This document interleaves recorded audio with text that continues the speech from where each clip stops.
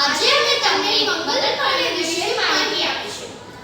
એવો હિરલો હિરલ્યો છે ભારત દેશમાં, એવો હિરલો હિરલ્યો છે ભારત દેશમાં.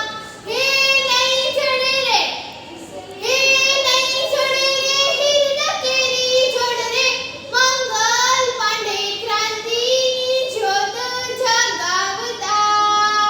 એવો હિરલો હિરલ્યો છે ભારત દેશમાં, એવો હિરલો હિરલ્યો છે ભારત દેશમાં. હે નહીં ચડે રે, હે નહીં ચડે રે હિરના કેરી જોડ રે, મંગલ પાંડે ક્રાંતિની જ્યોત જગાવતા.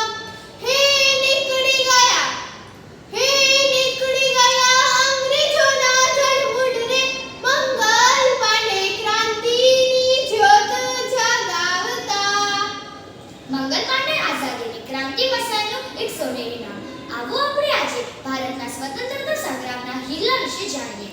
મંગલ પાંડેનો જન્મ 19 જુલાઈ 1827ના રોજ ઉત્તર પ્રદેશના બલિયા જિલ્લાના નાગવા ગામમાં એક બ્રાહ્મણ પરિવારમાં થયો હતો અને તેમના પિતા દિવાકર પાંડે એક ખેડૂત હતા અને તેમની માતા અભયરાણી દેવીએ મંગલના જીવનમાં સંસ્કારોના બીજ સિંચ્યા હતા.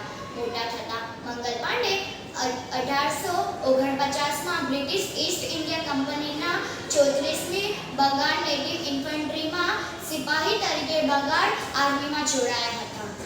અને ઘટના એવી બની કે 29 માર્ચ 1857ના રોજ પાંડેના વિરુદ્ધથી સંસ્થાનવાદી શાસન સામે પ્રતિકારની જ્વાળા સગડી ઉઠી.